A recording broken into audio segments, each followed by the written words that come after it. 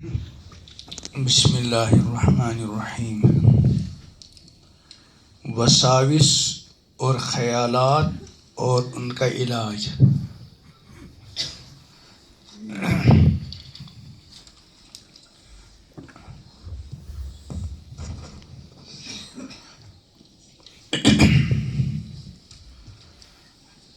بہت مرتبہ ایسا ہوتا ہے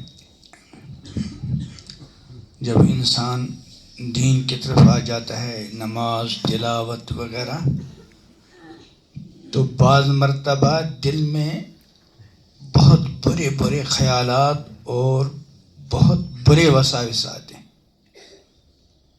اور انسان بہت پریشان ہوتا ہے۔ اور بچوں چھوٹو تم چلو ادھر درجے میں پڑھنے چلو جلدی۔ آدمی شور کرتے ہیں۔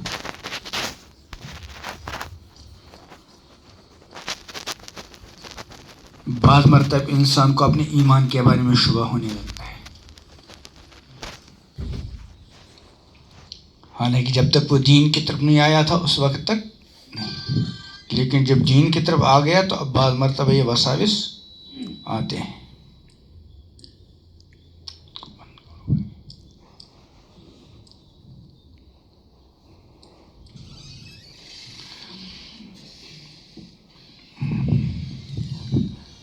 تو یہ اسی کے بارے میں ہے۔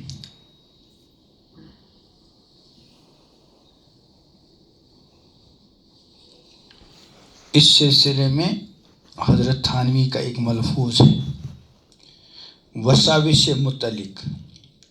وساوس کا علاج عدم التفات، یعنی ادھر دھیان نہ دینا۔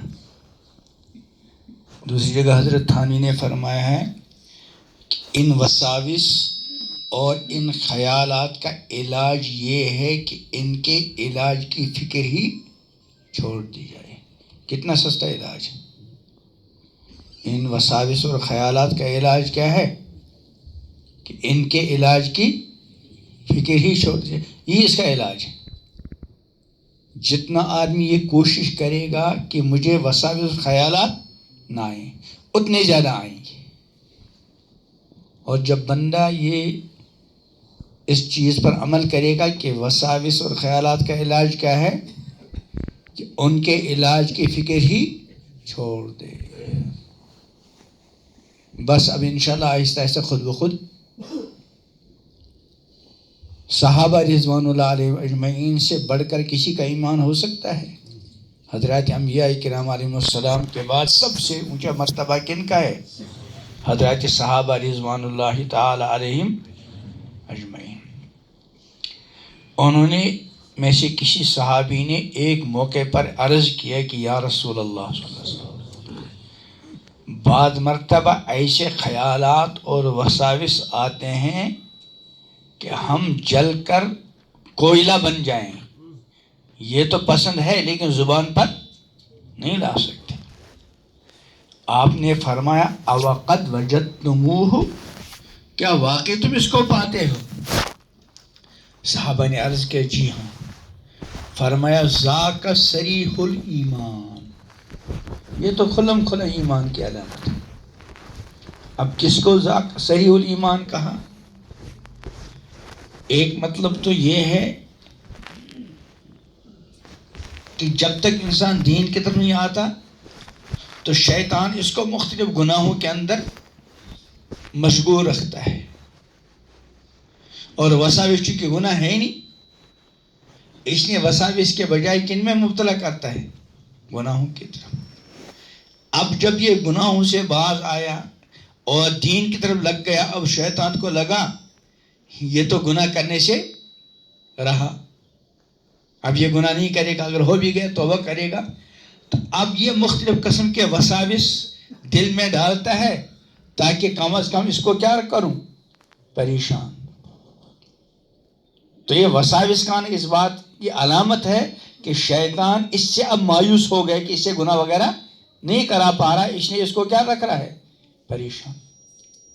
اور دوسرا مطلب یہ ہے کہ یہ جو صحابہ نے عرض کیا کہ ایسے وساوس اور خیالات آتے ہیں کہ ہم جل کر راگ بن جائیں یہ پسند ہے، لیکن زبان پر یہ جو خیال آیا کہ ہم جل جائیں یہ پسند ہے لیکن زبان پر نہیں لا سکتے، اس چیز کو کیا فرمایا؟ ذاک صریح اور دوسرے ایک حدیث میں آپ نے فرمایا الحمدللہ الذی رد امر الشیطان الی الوسوسہ، ساری تعریفیں اس اللہ کے لیے جس نے شیطان کے معاملے کو کہاں تک محدود کر دیا؟ وسوسہ. یعنی اس کا مطلب شیطان مایوس ہو گئے اس سے کہ بھئی نماز تو چھوڑ نہیں سکتا، یہ تلاوت تو چھوڑ نہیں سکتا، ذکر اللہ چھوڑ نہیں سکتا، دینی محنت چھوڑ نہیں سکتا، بدکاری کر نہیں سکتا، موبائل کا غلط استعمال کر نہیں سکتا، گندے تعلقات میں یہ مبتلا ہو نہیں سکتا، چلو کم سے کم اس کو کیا کریں؟ وساوس میں مبتلا کر کے اس کو پریشان کریں. تو آپ نے کیا دعا کی؟ الحمدللہ، تعریف کی اللہ کی، سب تعریف اس اللہ تعالیٰ کے لیے جس نے شیطان کے معاملے کو کہاں تک محدود کر دیا؟ وسوسے. اس لیے غیر اختیاری جو خیالات آئیں، وساوس آئیں، چاہے کتنے برے سے برے آ جائیں، انسان کو پریشان ہونے کی ضرورت نہیں، اور نے یہ کوشش کرنی ہے کہ خیالات نہ آئیں. جتنا آدمی کوشش کرے گا اتنے زیادہ آئیں گے. تو حضرت تھانوی نے کیا فرمایا؟ ان وساوس کا علاج یہ ہے کہ ان کے علاج کی فکر ہی چھوڑ دیں. اسی کو وساوس کا علاج عدم التفات ہے، یعنی ادھر توجہ نہ دیں، لیکن عدم التفات کو مقصود بالغیر سمجھ کر کام میں نہ لائے، بلکہ اس کو مقصود بالذات سمجھے، خواہ اندفاع وسائل اس پر مرتب ہو یا نہ ہو. کیا مطلب؟ لیکن عدم التفات کو مقصود بالغیر سمجھ کر کام میں نہ لائے. کیا مطلب؟ یعنی جو عدم التفات، توجہ نہ دینا، اس کو اس لیے نہیں کرے کہ وساوس نہ آئیں. عدم التفات اس لیے نہ کرے کہ وساوس، یہ تو پھر وہی ہو گیا نا. یعنی آدمی اس لیے توجہ نہیں کر رہا کہ وساوس نہ آئیں، یہ تو ہو گیا نا پھر علاج کرنا. اور علاج کیا ہے؟ اسی کو کہا لیکن عدم التفات کو مقصود بالغیر سمجھ کر کام میں نہ لائے، بلکہ مقصود بالذات سمجھے. کیا مطلب؟ یعنی اس کو ایک عمل سمجھے کہ مجھے ادھر دھیان نہیں دینا ہے، خواہ اندفاع وساوس پر مرتب ہو یا نہ ہو. ابھی جو کہا تھا وہ آسان الفاظ تھے حضرت تھانوی کے، کہ ان کے ان وساوس کا علاج یہ ہے کہ ان کے علاج کی فکر ہی چھوڑ دیں. اب علاج کی فکر چھوڑ دی لیکن پھر بھی وساوس آ رہے ہیں، تو اس کا مطلب اس لیے یہ علاج کی فکر کیوں چھوڑی تھی؟ کیوں چھوڑی تھی؟ کہ وساوس نہ آئیں. اس لیے نہیں چھوڑنا ہے، بس ان کے علاج کی فکر، ان کا علاج یہ ہے کہ ان کے علاج کی فکر ہی چھوڑ دیں. اس نے علاج کی فکر چھوڑ دی، پھر بھی آ رہے ہیں، اب یہ پریشان ہو رہا تھا. اس کا مطلب اس نے جو علاج کی فکر چھوڑ دی تھی، اس کے ذہن میں کیا تھا؟ علاج. حالانکہ علاج نہیں بلکہ کیا ہے، یعنی اس لیے ان کے علاج کی فکر نہ چھوڑے کہ وساوس نہ آئیں، بلکہ بس علاج کی فکر چھوڑ دے، چاہے وساوس آئیں یا نہ آئیں.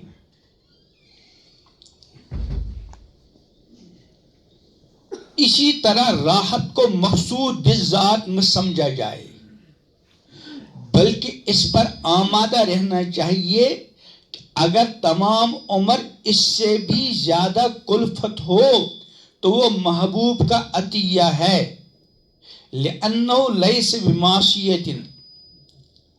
کیا مطلب؟ یعنی یہ وساوس آ رہے ہیں، کبھی یہ سلسلہ ختم ہو ہی نہیں رہا.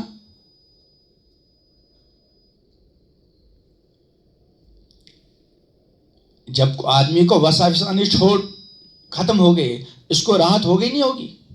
لیکن اگر راحت نہ ہوئی تو راحت کو مقصود بھی ذات نہ سمجھے. اسی طرح راحت کو مقصود بھی ذات نہ سمجھا جائے، بلکہ اس پر آمادہ رہنا چاہیے کہ اگر تمام عمر اس سے بھی زیادہ کلفت ہو تو وہ بھی محبوب کا عطیہ ہے. اب آگے اس کی وضاحت کر رہے ہیں. حضرت والا نے اس ملفوظ میں وسوسے کا اور ایک کثیر الورود شبہ کا علاج فرمایا، یعنی جو بار بار آتا ہے کہ لوگوں کو وسوسے اور خیالات فاسدہ بہت آتے رہتے ہیں. بعض مرتبہ ایسے خیالات اور وساوس آتے ہیں کہ اس کے نتیجے میں انسان یہ سوچتا ہے کہ اس کی وجہ سے میں کہیں کافر تو نہیں ہو گیا. کوئی شخص شاید ایسا نہیں ہے جس کو برے برے خیالات و وساوس نہ آتے ہوں، بلکہ وسوسے آتے ہیں اور اس سے لوگ پریشان ہوتے ہیں، خاص کر وہ شخص جس نے دین کے راستے پر چلنے کا ابھی قصد کیا ہے اور قدم بڑھایا ہے. ایسے شخص کو بہت زیادہ وسوسے آتے ہیں اور اس کے دل میں بہت زیادہ خطرات گزرتے ہیں. جس شخص کا دین کی طرف اور اصلاح کی طرف دھیان ہی نہیں اور رات دن دنیوی مشاغل میں منہمک ہے، فسق و فجور میں مبتلا ہے، ایسے شخص کو وسوسے نہیں آتے. ابھی جو میں نے بات کہی تھی، جس شخص کا دین کی طرف اور اصلاح کی طرف دھیان ہی نہیں اور رات دن دنیوی مشاغل میں منہمک ہے، فسق و فجور میں مبتلا ہے، ایسے شخص کو وسوسے نہیں آتے. وسوسے اس شخص کو آتے ہیں جو اللہ کے راستے پر اور دین کے راستے پر چل پڑتا ہے. اس کو طرح طرح کے وسوسے آتے ہیں. ایسے وسوسے آتے ہیں کہ ان کی وجہ سے آدمی کو شبہ ہونے لگتا ہے کہ میرا ایمان بھی باقی رہا یا نہیں. کبھی اللہ کے بارے میں وسوسے آئے، کبھی اللہ کے رسول صلی اللہ علیہ وسلم کے بارے میں وسوسے آئیں گے، کبھی قرآن کریم اور حدیث پاک کے بارے میں وسوسے آئیں گے، کبھی شریعت کے احکام کے بارے میں وسوسے آئیں گے. ایسے موقع پر انسان کو صحیح رہنمائی نہ ہو تو انسان گمراہی کے راستے پہ پڑ جاتا ہے. اللہ حفاظت. ان وساوس کا علاج حضرت تھانوی یہ فرما رہے ہیں کہ ان کا علاج اس کے سوا کچھ نہیں کہ ان کی طرف توجہ نہ کی جائے. وساوس آتے ہیں تو آنے دو، کوئی پرواہ ہی نہ کرو، اس طرف دھیان ہی نہ دو کہ دل میں کیا وسوسہ آ رہا ہے اور کیا جا رہا ہے. یہ وساوس اختیاری غیر اختیاری. اور شریعت نے مومن بندے کو اختیاری کا مکلف بنائے، غیر اختیاری کا، یعنی جو اپنے اختیار میں ہو بس ہم اس کے مکلف ہیں. وساوس کا آنا کیا ہے؟ اس نے ادھر دھیان نہیں. آگے کیا فرماتے ہیں؟ وساوس ایمان کی علامت ہے. وساوس، یہ بات یاد رکھیں کہ یہ وساوس خود ایمان کی علامت ہیں. ابھی میں نے حدیث بتائی تھی. حدیث شریف میں ہے کہ ایک صحابی نے حضور اکرم صلی اللہ علیہ وسلم سے پوچھا کہ یا رسول اللہ، بعض اوقات میرے دل میں ایسے وسوسے اور ایسے خیالات آتے ہیں کہ ان کو زبان پر لانے کے مقابلے میں جل کر کوئلہ ہو جانا مجھ کو گوارا ہے. اتنے خطرناک خیالات وساوس آتے ہیں. اس نے میں کیا کروں؟ سبحان اللہ. نبی کریم صلی اللہ علیہ وسلم نے کیا جواب دیا؟ ذاک صریح الایمان، یہ کھلی ایمان کی علامت ہے. یعنی ایسے وسوسوں کا اور ایسے خیالات کا آنا تو کھلے ایمان کی علامت ہے. مومن ہی کے دل میں ایسے وسوسے آتے ہیں، اور جو کافر ہو یا جو فسق فجور میں مبتلا ہو اس کو وسوسے نہیں آتے، کیونکہ وہ تو جرائم میں، گناہوں میں، کفر میں، شرک میں مبتلا ہے. فرماتے ہیں چور اسی گھر میں آتا ہے جہاں دولت ہو. چور حضرت حاجی امداد اللہ مہاجری مکی رحمۃ اللہ علیہ اسی حدیث کی تشریح کرتے ہوئے فرماتے ہیں کہ چور اسی گھر میں آتا ہے جہاں کچھ مال ہو. جہاں مال ہی نہ ہو وہاں چور کیوں جائے گا؟ جس گھر کے بارے میں معلوم ہو جائے کہ وہاں مال ہے اسی گھر میں چور داخل ہوگا. لہذا دل میں یہ چور شیطان اس لیے آ رہا ہے، اس کو معلوم ہے کہ اس کے دل میں کچھ ہے. اگر اس کے دل میں اللہ اور اللہ کے رسول پر ایمان نہ ہوتا تو اس چور کو آنے کی ضرورت ہی نہ تھی. لہذا جب وسوسے اور خیالات آئیں تو پہلے اس بات پر شکر ادا کرو کہ الحمدللہ ایمان موجود ہے، ورنہ یہ خیالات آتے ہی نہیں. خیالات پر پریشانی ایمان کی موجودگی کی علامت ہے، وہی جو میں نے شروع میں بات کہی تھی. اور ایمان موجود ہونے کی دلیل اس طرح ہے کہ جب آپ کے دل میں یہ خیالات آتے ہیں تو آپ کو پریشانی ہوتی ہے، اور ان خیالات کا آنا آپ کو برا معلوم ہوتا ہے. اگر دل میں ایمان نہ ہوتا تو پریشانی کیوں ہوتی؟ یہ جو گندے خیالات آئے اس کی وجہ سے آپ کو کیا ہو رہی ہے؟ یہ پریشانی اسی وجہ سے کہ آپ کے دل میں کیا ہے؟ ایمان. تو یہ وساوس کا آنا کس کی علامت ہے؟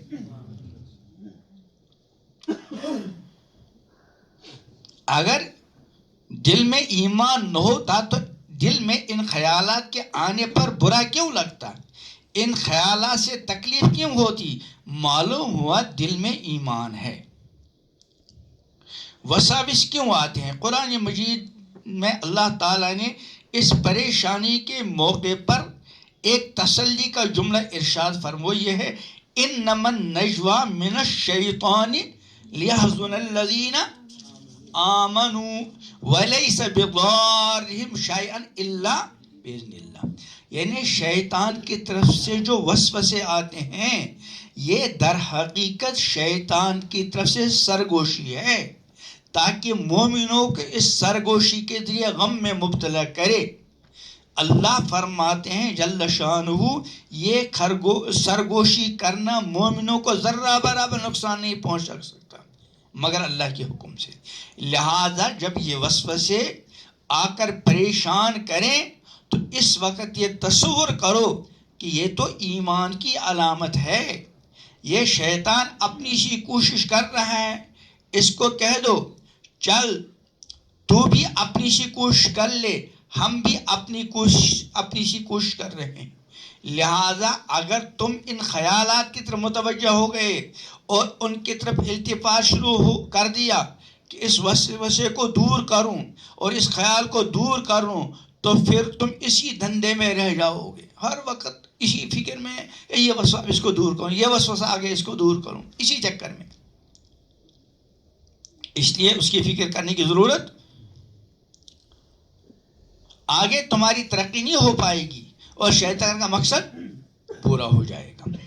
حضرت تھانوی رحمۃ اللہ علیہ اس ایک مثال کے ذریعے ان خیالات کے بارے میں سمجھا رہے ہیں. فرما رہے ہیں کہ ان خیالات کی مثال ایسی ہے جیسے ایک شخص کو بادشاہ کے دربار سے بلاوا آیا کہ آج فلاں وقت تم دربار میں آنا، ہم تم کو ملاقات کا موقع بھی دیں گے اور تمہیں انعامات سے بھی نوازیں گے. اب یہ شخص تیار ہو کر بادشاہ کے دربار کی طرف چل پڑا. راستے میں ایک کتا دائیں طرف سے بھونک رہا ہے، ایک کتا بائیں طرف سے بھونک رہا ہے اور اس کو وقت پر بادشاہ کے دربار میں پہنچنا ہے، بتائیے عقل کی بات کیا ہے؟ کیا وہ کتوں سے لڑ بیٹھے گا یا ان کو بھونکنے سے روکے اور ان کا پیچھا کرے اور ان کو بھگائے اور ان کو گھر تک چھوڑ کر آئے؟ اس کے لیے وقت متعین ہے کہ فلاں وقت تک پہنچ گیا، اب کتے آ رہے، یہ ان کو بھگانے میں لگ گیا، اتنے میں بادشاہ کے پاس پہنچنے کا جو وقت تھا وہ نکل گیا۔ اگر وہ ان دھندوں میں لگ گیا پھر تو دربار میں پہنچنے کا وقت ہی نکل جائے گا، وقت پر نہیں پہنچ سکے گا۔ اس لیے عقل مندی کا تقاضا یہ ہے کہ ان کتوں کو بھونکنے دو اور تم جہاں جا رہے ہو، جس منزل تک پر تم کو پہنچنا چاہتے ہو اس کی فکر کرو، ان کتوں کے بھونکنے کی فکر ہی مت کرو۔ اگر تم ان کتوں کے پیچھے پڑو گے تو دربار میں حاضری کا شرف کھو بیٹھو گے۔ اسی طرح تم جو یہ عبادت کر رہے ہو، کبھی نماز، کبھی تلاوت، کبھی ذکر اللہ، ہے نا، کبھی دین کی محنت، کبھی کسی کو نماز کی ترغیب دینا وغیرہ وغیرہ، اسی طرح تم جو یہ عبادت کر رہے ہو اور اللہ کے حضور میں حاضر ہو رہے ہو، یہ عبادت اللہ کے دربار میں باریابی ہے۔ اب باریابی کے وقت دل میں جو خیالات اور وساوس آ رہے ہیں، دراصل کتے بھونک رہے ہیں۔ اگر تم نے ان کی طرف التفات شروع کر دیا اور ان کو بھگانے کی فکر میں لگ گئے اور اپنا دھیان اس طرف لگا دیا تو پھر شیطان کا مقصد حاصل ہو جائے گا اور تم دربار کی باریابی سے کیا رہو گے؟ محروم۔ اس نے آدمی نماز شروع کی، خیال آتے نہیں، ادھر دھیان نہیں، اپنے کام سے کام۔ وساوس کے وقت اپنے کام میں مشغول رہو۔ تم کو آتے بھی ہیں وساوس کی نہیں؟ ذرا ہاتھ اٹھاؤ، کس کس کو آتے رہے ہیں؟ ارے سب کو آتے ہیں۔ اب اس پہ الحمدللہ پڑھنا چاہیے نہیں؟ ہاں۔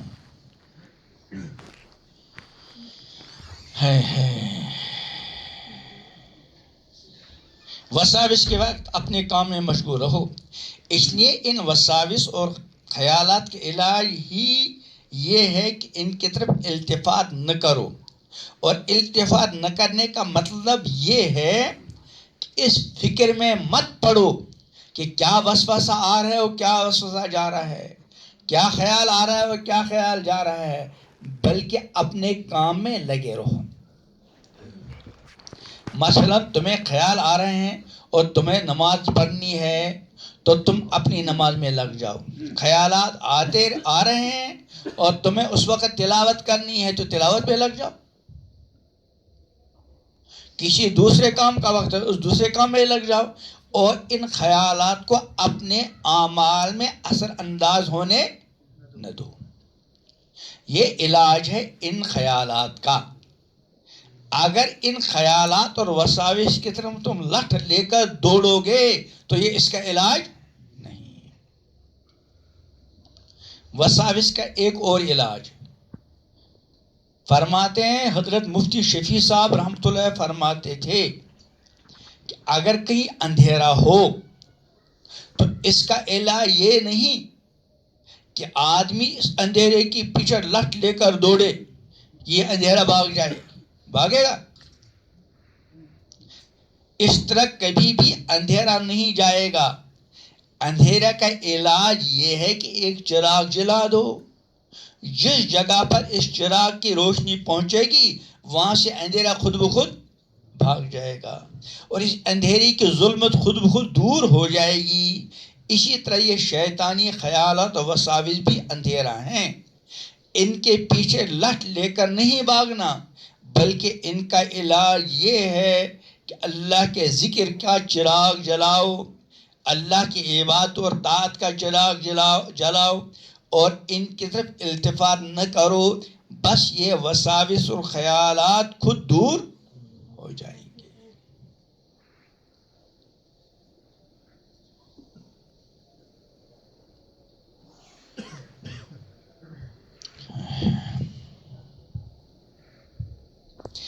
دوسرے خیال کی طرف متوجہ ہو جاؤ.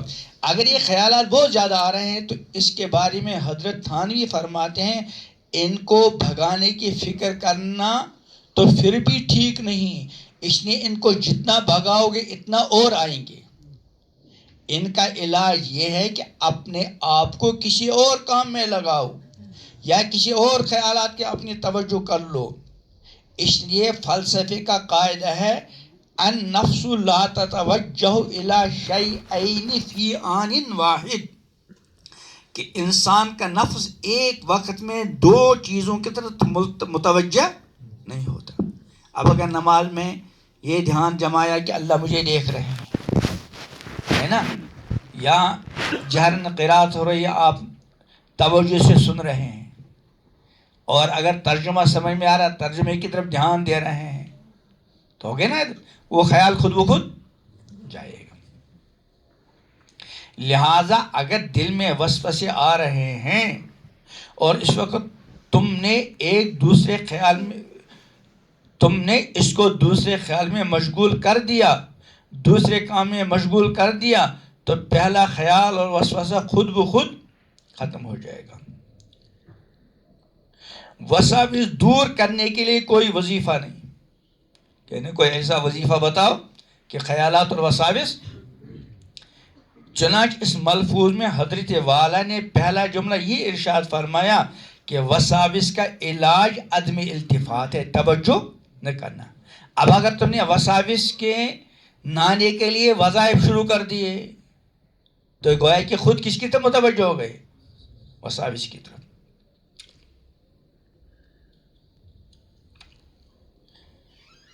چنانچہ اس ملفوظ میں حضرت والا نے پہلا جملہ یہ ارشاد فرمایا کہ وساوس کا علاج عدم التفات ہے اور بس، یعنی کوئی اور علاج نہیں. لوگ کہتے ہیں بہت وسوسے آ رہے ہیں، کوئی وظیفہ بتا دو جس کے نتیجے میں وسوسے نہ آئیں. حضرت فرما رہے ہیں اس کے لیے کوئی وظیفہ نہیں، کوئی علاج نہیں، بلکہ اس کا علاج کیا ہے؟ ان کے علاج کی فکر ہی چھوڑ دو، بس یہ علاج ہے، ان کی طرف متوجہ نہ ہو.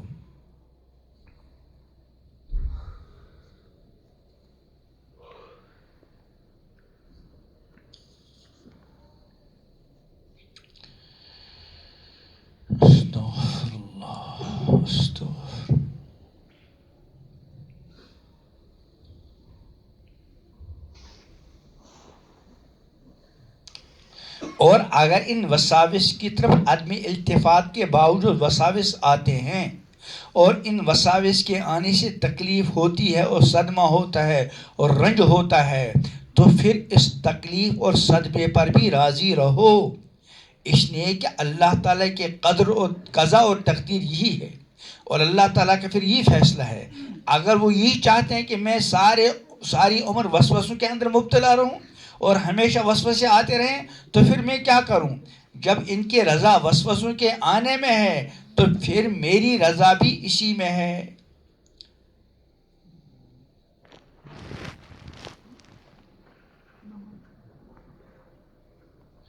نہ تو ہے ہجر ہی اچھا نہ وصال اچھا، نہ تو ہے ہجر ہی اچھا نہ وصال اچھا، یار جس حال میں رکھے وہی حال اچھا، وہ جس حال میں بھی رکھے وہی میرے لیے بہتر ہے. لہٰذا وسوسے کی آنے کی تکلیف اور صدمے پر بھی میں راضی رہوں. بہت سے لوگوں کو یہ اشکال ہوتا ہے کہ فلاں شخص تو بالکل وسوسے نہیں آتے، وہ تو بہت اطمینان سے رہتا ہے، اس کا تعلق فلاں شیخ سے ہے، یہ ان سے بیعت ہے، اور دوسری طرف میں ہوں کہ مجھے بہت وسوسے آتے ہیں. کیا میں وسوسے ہی کے لیے رہ گیا ہوں؟ مجھے یہ وسوسے اور خیالات آتے ہیں. یاد رکھیے بے صبری ہے. ارے تیرے لیے یہی مناسب تھا جو تیرے ساتھ ہو رہا ہے، اس کے لیے وہی مناسب ہے جو اس کے ساتھ ہو رہا ہے. یہ بھی ان کا کرم ہے اور وہ بھی ان کا کرم ہے. اس شخص کے لحاظ سے وہ کرم ہے اور تمہارے لیے لحاظ سے یہ کرم ہے. اگر تو ان وسائل پر صبر کر لے تو اس کے بدلے میں اللہ تعالیٰ نے نہ معلوم کیا درجہ تیلی رکھے ہیں. بس خلاصہ کیا ہے کہ جو چیز بندے کے اختیار میں ہو وہ کر لیں، اور جو ہمارے اختیار میں اس کی طرف دھیان نہیں۔ اس سے پہلے ایک ملفوظ آیا تھا، وہ کتاب آج مجھے ملی نہیں، کیا تھا اس میں؟ وہ جو شروع کا ملفوظ تھا نا کہ وہ ذرا سی بات ہے کہ جو چیز اختیار میں نہ ہو اس کی طرف دھیان مت دو۔ جتنے مامورات ہیں، نماز کتنے بجے، جن کے کرنے کو حکم دیا ہے وہ اختیاری ہیں غیر اختیاری؟ ہاں، اختیاری ہیں غیر اختیاری؟ نماز، روزہ وغیرہ وغیرہ۔ اور جن کاموں سے اللہ نے بچنے کو حکم دیا ان سے بچنا اختیاری ہے غیر اختیاری ہے نا؟ اور وساوس کیا ہیں؟ وہ ایک شعر کسی نے کہا ہے نا، کیے جا وہی جو کہ ہے اختیاری، کیے جا جو کہ ہے اختیاری، نہ پڑھ امر غیر اختیاری کے پیچھے۔ نماز پڑھنا اختیاری ہے، نماز میں بالکل وسوسہ نہ آئے، یہ کیا ہے؟ یہ کیا ہے؟ تو کیا کہا؟ کیے جا وہی جو کہ ہے اختیاری، نہ پڑھ امر غیر اختیاری کے پیچھے۔ دوسرا کیا ہے اس کا؟ ہاں، دوسرا بھی مصرع اس کا ہے، اس کا خلاصہ یہ ہے کہ نہ آدھی کو بھی چھوڑ ساری کے پیچھے۔ کیا مطلب؟ نماز پڑھ لی لیکن نماز میں جی نہیں لگا، نماز میں خیالات آ رہے ہیں۔ اب یہ کیا چاہتا ہے کہ ایسی نماز ہو جس میں خیالات، تو کہہ رہی یہ جو نماز ہو رہی ہے نا، جو اختیار وہ ہو رہا ہے، اس کو مت چھوڑو۔ کس لیے؟ کس کے لیے؟ کہ اگر نماز پڑھوں گا تو وہ پڑھوں گا کہ وساوس آئے ہی نہیں۔ کیے جا وہی جو کہ ہے اختیاری، نہ پڑھ امر غیر اختیاری پیچھے۔ اور ایک بات کیا کہی تھی اس دن کہ جو مامورات ہیں جن کا شریعت نے کیا دیا ہے؟ حکم دیا ہے، اگر ان کے نہ کرنے کو جی چاہتا ہے تو کیا کرے؟ اپنے نفس کی مخالفت کر کے ان کو کرے۔ اور جن چیزوں سے شریعت نے کیا کیا ہے؟ منع، آدمی جی چاہتا ہے کہ ان کو کروں، اپنے نفس کی مخالفت کر کے ان سے اپنے آپ کو کیا کرے؟ اللہ تعالی ہم سب کو اپنی مرضیات کے مطابق زندگی گزارنے کی توفیق عطا کرے۔ تھوڑی دیر ذکر کریں۔